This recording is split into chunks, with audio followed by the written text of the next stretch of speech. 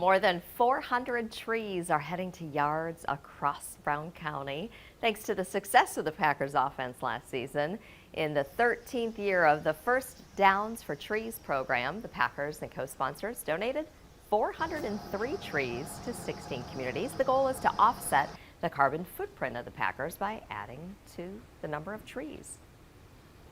So this is a great opportunity to not only add to trees and add to natural beauty in our communities, but also be able to reduce carbon emissions in Northeast Wisconsin. And since the program started 13 years ago, more than 6,000 trees have been planted.